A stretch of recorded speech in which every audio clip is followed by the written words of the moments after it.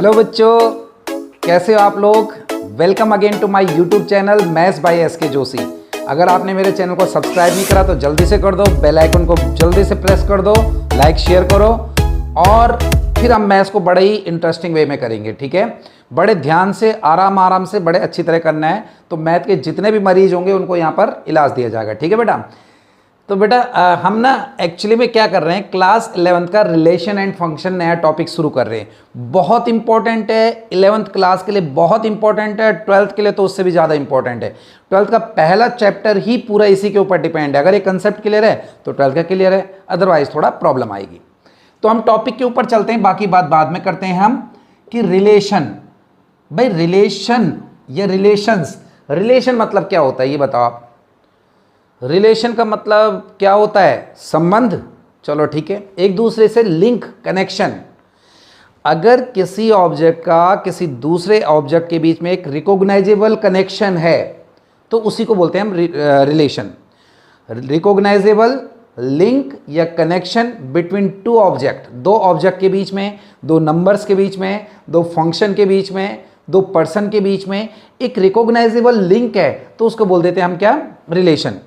जैसे मैं बोलता हूं कि मेरी फैमिली में 3 मेंबर हैं, ठीक है, मैं तो हो ही गया, 3 मेंबर और हैं, तो मेरी मम्मी के साथ मदर का रिलेशन हो गया, वाइफ के साथ वाइफ का हो गया और जो बेटा है उसके साथ बेटे का। तो एक रिकॉग्नाइजेबल क्या हो गया, कनेक्शन हो गया। एक और मैं आपको बात समझाता हूं कि सपोज दैट मेरे पास 3 अल्फ़ाबेट हैं।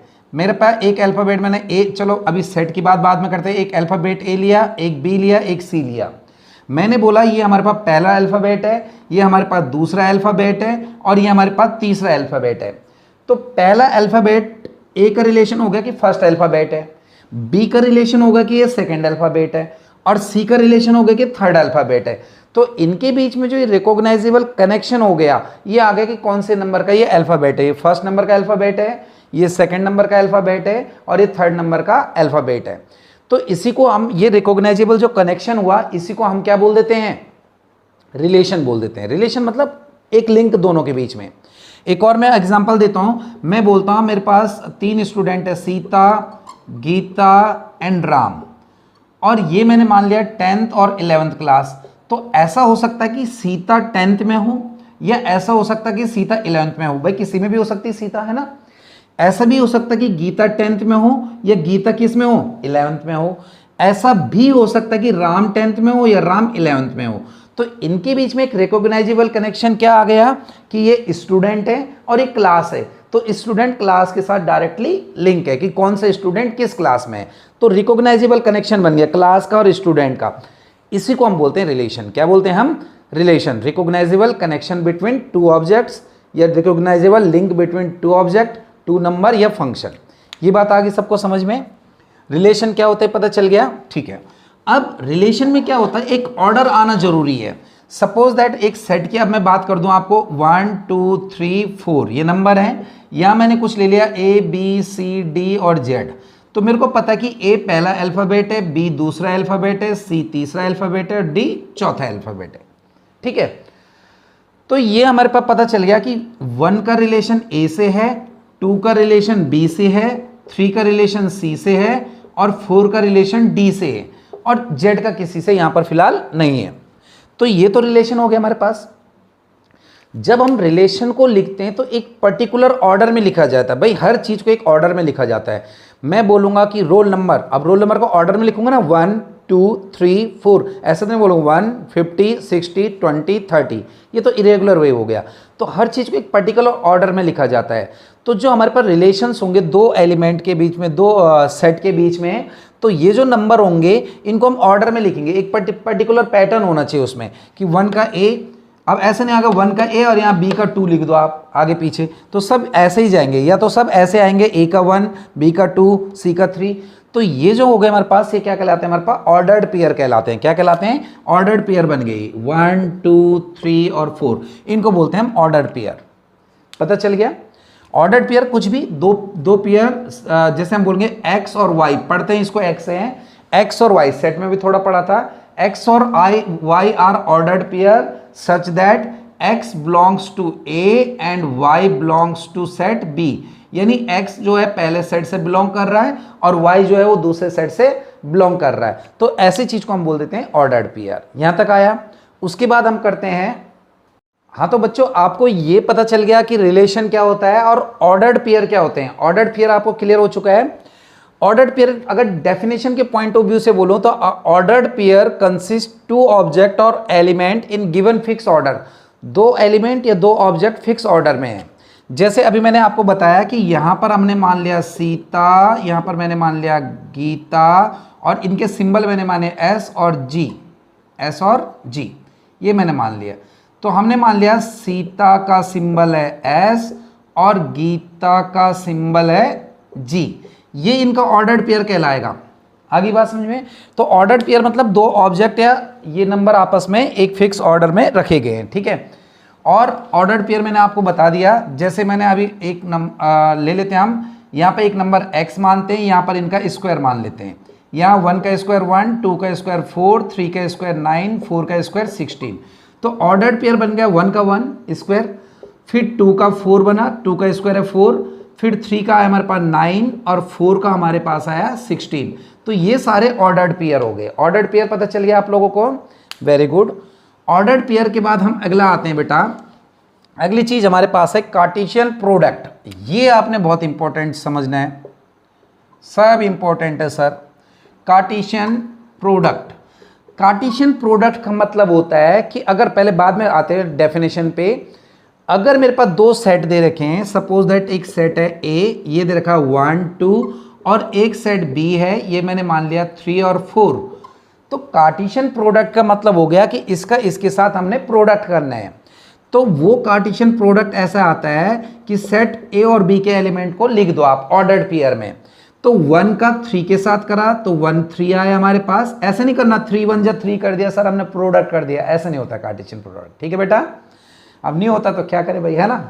तो 1 का मैंने 3 से करा 1 3 आया, 1 का 4 से करा तो 1 4 आया, 2 और 3 में आया 2 3 का रिलेशन, 2 और 4 में आया 2 4 का।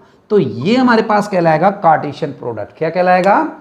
जैसे अगर डेफिनेशन बताएं, given non empty set A and B, A और बी नॉन एम्प्टी सेट होने चाहिए। नॉन एम्प्टी मतलब एम्प्टी नहीं होने चाहिए, फाई नहीं होने चाहिए, नल नहीं होना चाहिए, उसके अंदर कुछ ना कुछ होना चाहिए, उसको बोलते हैं नॉन एम्प्टी सेट।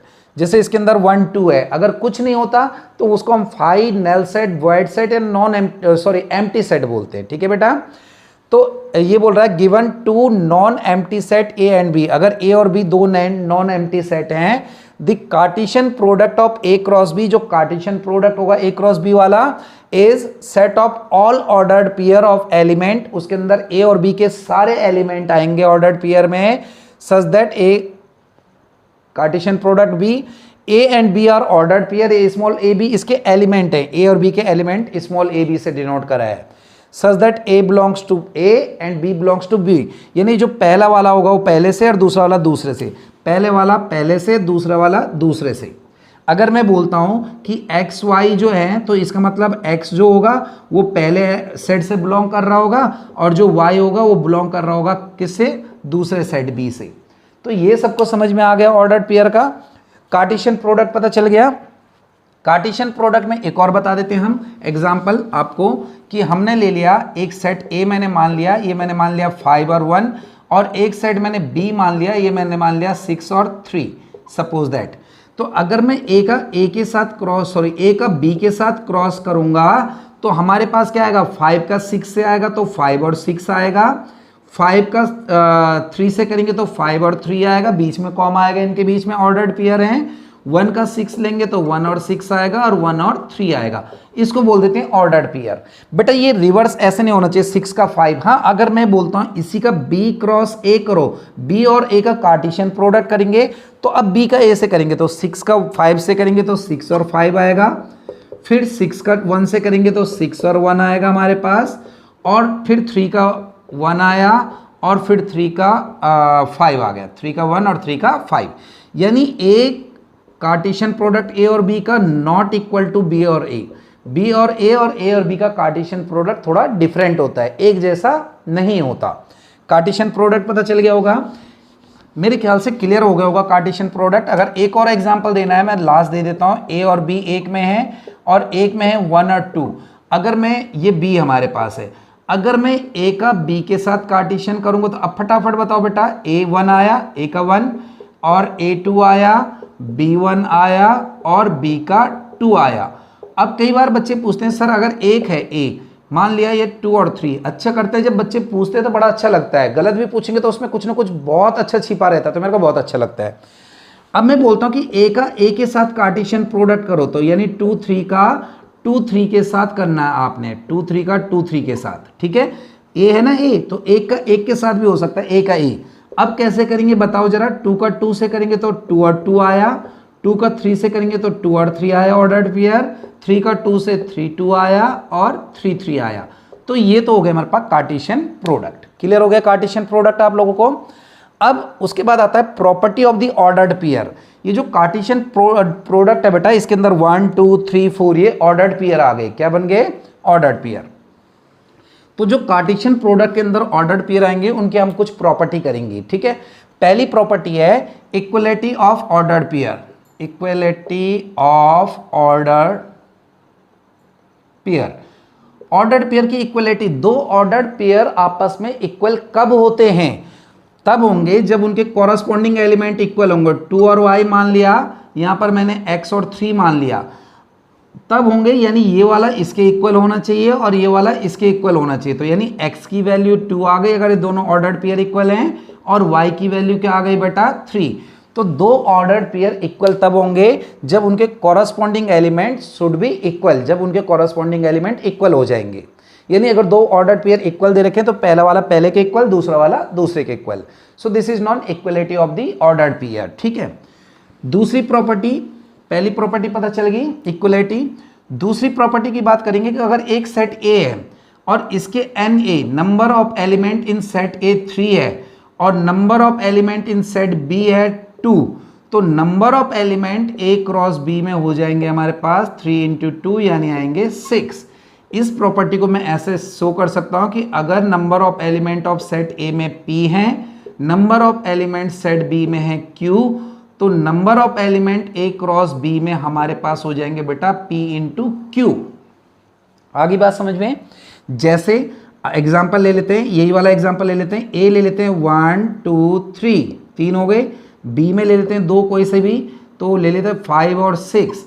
अब अगर मैं इनका कार्टेशियन प्रोडक्ट करता हूं तो 1 का 5 हुआ, 1 का 6 हुआ, 2 का 5 हुआ, 2 का 6 हुआ और 3 का 5 हुआ और 3 का 6 हुआ। यानी A के अंदर 3 थे और B के अंदर 2 थे, तो एक A और जो कार्टेशियन प्रोडक्ट B आया तो उसमें कितने हो जाएंगे? 3 2 जा 6। अगर इसमें P है इसमें Q है तो P × Q हो जाएगा। जैसे मैं बोलूँगा एक सेट के अंदर हमारे पास है 5 और एक सेट B के अंदर हमारे पास है 3, तो अब आप बताओ कि जो A क्रॉस B करेंगे इसका कार्टेशियन प्रोडक्ट उसके अंदर कितने होंगे? क्वेश्चन मार्क तुम्हारे लिए बताना मेरे को, ठीक है। ये बात आ गई समझ में? तो दूसरी प्रॉपर्टी ये हो गई, ठीक है। तीसरी प्रॉपर्टी कि सर अगर तीसरी प्रॉपर्टी आ गई ऑर्डर्ड पेयर की कि इफ A = 5 और B = 5, अगर A और B में से कोई भी एक 5 है या दोनों के दोनों 5 हैं तो इनका जो कार्टेशियन प्रोडक्ट होगा वो भी 5 होगा, ठीक है। जैसे मैं बोलता हूं A एक सेट है, इसके अंदर है 1 2 और एक सेट B है, ये 5 है। 5 मतलब नल है। नल सेट को मैंने बताया था या तो ऐसे डिनोट कर दो या खाली ब्रैकेट से डिनोट कर दो। ब्रैकेट के अंदर 5 नहीं मानोगे तो एक एलिमेंट हो जाएगा फिर। तो अगर मैं इसका A क्रॉस B करता हूं, इसका अगर मैं कार्टेशियन प्रोडक्ट करता हूं तो ये भी 5 ही आएगा। आगे बात समझ में? या अगर दोनों 5 हैं, जैसे A बोलूंगा 5 और B बोलूंगा 5 और मैं बोलूंगा A का कार्टेशियन प्रोडक्ट B के साथ तो 5 मतलब हो गया नल सेट। तो अगर खाली सेट के साथ मैं किसी का मल्टीप्लाई करो तो खाली तो रहेगा, यानी जैसे 0 के साथ हम किसी का मल्टीप्लाई करते हैं तो क्या बन जाता है? 0। वो सोच सकते हो।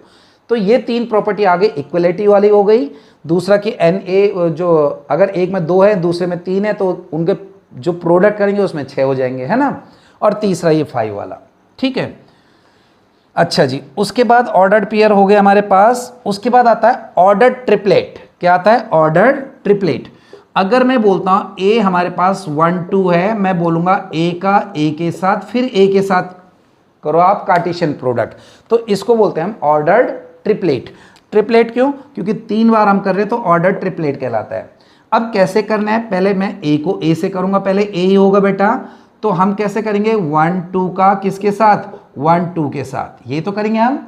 तो अगर मैं ए का ए के साथ करता हूं तो 1 का 1 से होगा 1 1 आया, फिर 1 का 2 से होगा 1 2 आया, फिर 2 का 1 से आएगा 2 1 आया, फिर 2 का 2 से होगा 2 2 आया। तो ये तो मैंने ए का ए के साथ कर दिया। अब ये जो ए का ए के साथ आया है, इस पूरे को फिर मैं ए के साथ कर देता हूँ। ये जो ए का ए के साथ आया था ना, ये वाला, इसको फिर दोबारा किससे कर देंगे, ए से। तो ए क्या था हमारे पास 1 और 2, और इसका मैं प्रोडक्ट कर दूंगा 1 1, ये वाला जो आया 1 2 2 1 और 2 2। ठीक है जी, समझ में आ रहा है बच्चों? अब अगर मैं इसका करता हूं ए क्रॉस ए आ गया ये, तो अगर मैं करता हूं तो देखो 1 का, पहले इस 1 का सबके साथ करेंगे, 1 का करेंगे 1 1 1 आया, फिर 1 1 2 आया, फिर 1 2 1 आया, फिर 1 2 2 आया, फिर अब 2 का करेंगे, 2 का सबके साथ करेंगे, 2 का इससे करेंगे तो क्या आएगा 2 1 1 आया, फिर 2 का करेंगे तो आएगा 2 1 2 आया, फिर 2 का करेंगे तो आएगा 2 2 1 आया, फिर 2 2 और 2 आ गया। तो ये हो गया हमारे पास कार्टेशियन ट्रिपलेट। ठीक है, कार्टेशियन ऑर्डर ट्रिपलेट पता चल गया। अब आता है रिलेशन, जो चैप्टर का नाम है रिलेशन क्या है। फिर रिलेशन तो मैं आपको बता चुका हूं, दो सेट के बीच में कोई भी रिकॉग्नाइजेबल कनेक्शन जो है वो रिलेशन है ना। तो रिलेशन कहां से आता है, रिलेशन आता है जो क्रॉस प्रोडक्ट हम करते हैं, कार्टेशियन प्रोडक्ट करते हैं उसके अंदर से। सपोज दैट एक सेट ए है, ये है 1 और 2, और एक सेट बी है, ये हमारे पास मान लिया 3 और 4, ये मान लिया। अब मैं लेता हूं ए का बी के साथ कार्टेशियन प्रोडक्ट, तो ये आपको करना आ चुका है 1 और 3, फिर आया 1 और 4, फिर आया हमारे पास 2 और 3, और फिर आया मेरे पास 2 और 4। ठीक है, अब जो इसके सबसेट निकलेंगे, सबसेट याद होगा, मैं यहां बता देता हूं। ए लिया हमने 1 2, हमने पहले चैप्टर में करा था इसके सबसेट पहले चैप्टर में, अगर नहीं तो वो सबसेट वाली वीडियो जरूर देखो, पहले लिया मैंने, लिंक दे दूंगा मैं। ये हमारे पास आया 5, फिर आया मेरे पास 1, फिर आया 2, और फिर आया बेटा 1 और 2। ठीक है बच्चों, तो ये हमारे पास सबसेट होते थे, और इसका फॉर्मूला होता था 2 की power n, number of subset. जैसे 2 की पावर 2 एलिमेंट है, 2 यानी 4 बनेंगे। सपोज दैट एक सेट बी है 1 2 3, तो इसके कितने नंबर ऑफ सबसेट बनेंगे हैं, नंबर ऑफ सबसेट बनेंगे 2 की पावर n, 2 की पावर 3 यानी 8 बनेंगे।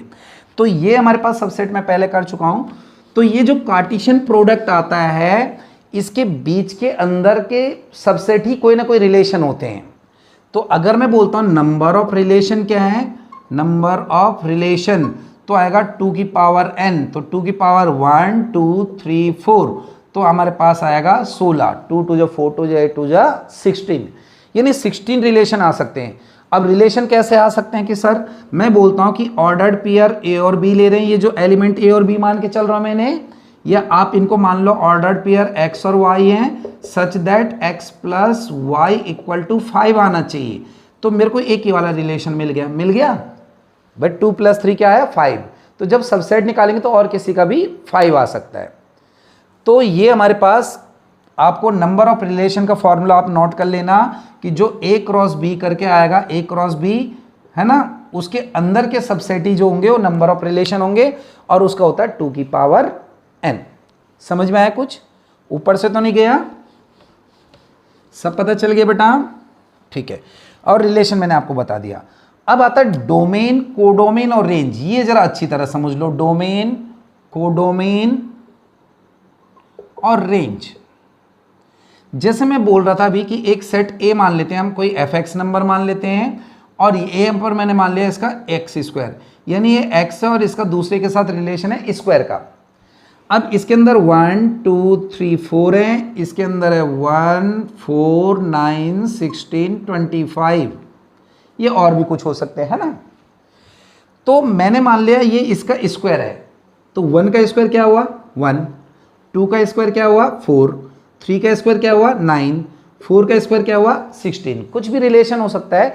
रिलेशन है कि पहले सेट के नंबर जो दूसरे सेट में नंबर हैं, दूसरे सेट वाले पहले के स्क्वायर है, ये रिलेशन हो गया है ना, रिकॉग्नाइजेबल कनेक्शन हो गया इनमें।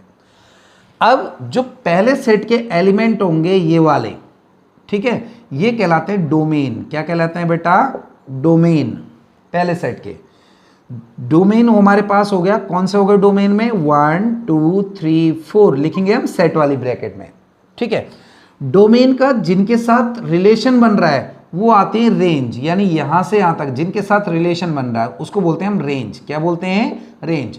तो रेंज में आ गए हमारे पास 1 4 9 16, जिनका डोमेन वाले एलिमेंट का जिनके साथ रिलेशन बन रहा सिर्फ वो वाले लेने हमने, वो आ गए हमारे पास रेंज। कोडोमेन में आता हमारे पास all elements of second set. Second set, दूसरे सेट के जो सारे एलिमेंट होंगे वो कोडोमेन में आ जाएंगे। जैसे कोडोमेन की बात करें तो 1 4 9 16 और 25, जो दूसरे सेट के सारे एलिमेंट हैं वो किस में आ जाएंगे? कोडोमेन में आएंगे, ठीक है। तो रेंज हमें पता चल गया कोडोमेन के अंदर ही होती है। देखो रेंज हमेशा कोडोमेन के अंदर मिलेगी, यानी मैं ये भी लिख सकता हूं range is a subset of codomain. किसका सबसेट है ये? कोडोमेन। कोडोमेन का सबसेट है, कोडोमेन के अंदर मिलेगा। तो ये बात आ गई आपको समझ में। और अगर मैं एक बात एक और दे देते हैं कि अगर मैं लेता हूं एक सेट मेरे पास ये ए है 1 2 3 4 5, एक सेट बी है A B C D E F G, इसका इसके साथ इसके साथ इसके साथ इसके साथ और इसके साथ रिलेशन है। तो अगर मैं यहाँ पर डोमेन की बात करता हूँ बेटा, तो पहले सेट के एलिमेंट 1 2 3 4 5 डोमेन आ गया। अगर मैं यहाँ पर रेंज की बात करूँ तो जो डोमेन के एलिमेंट का जिनके साथ लिंक हो रहा है, कनेक्शन हो रहा है, रिलेशन हो रहा है, उनको बोल देते हैं हम रेंज। तो आया ए बी सी डी और ई। और अगर मैं कोडोमेन की बात करूं बेटा तो वो आया A B C D E F और जी। तो डोमेन, कोडोमेन और रेंज आपको क्लियर हो गई। यहां तक का कंसेप्ट बहुत अच्छे से समझो। वीडियो में जो भी कंफ्यूजन हो मेरे को पूछ सकते हो। उसके बाद नेक्स्ट वीडियो में हम 2.1 और 2.2 कर लेंगे, पूरा इसी के बेस्ड है। तो सारा हो जाएगा। मेरे चैनल को देखते रहें, सब्सक्राइब करें, शेयर करें। All the best, good night बेटा।